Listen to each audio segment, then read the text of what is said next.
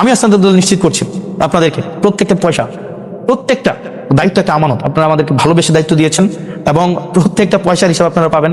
এবং এখানে প্রত্যেকটা দায়িত্বের যথাযথ কোন জায়গায় আমার লিমিটেশনস আছে, কোন জায়গায় আমার স্ট্রেংথ আছে, এই বিষয়গুলো আমি আপনাদের সামনে স্বীকার করব।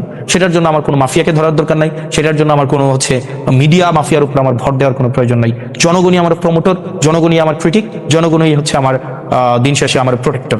10 কোটি 25 কোটি এই আলাপগুলো অহিতুক আলাপ এবং এটা সার্চ করলেই হয়। আপনারা ভালো থাকবেন, সুস্থ। হাসনাত আব্দুল্লাহকে নিয়ে কয়েকদিন ধরে রাজনীতির মাঠে কিংবা সোশ্যাল মিডিয়ায় এমনভাবে অপপ্রচার ছড়ানো হয়েছে যেন সেই দেশটা পুরা গিলে খেয়ে ফেলছে।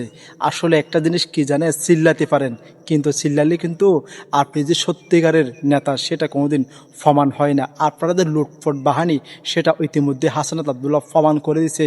বাসটা আপনাদেরকে জায়গা মতো হাসনাত আব্দুল্লাহ বড়ে দিয়েছে। আসলে চিল্লালে কোনোদিন মার্কেট পাবেন না। সত্যিকারের যদি নেতা যে হইতে চান, হাসনাত আব্দুল্লাহকে দেখে কিছু একটা শিখেন।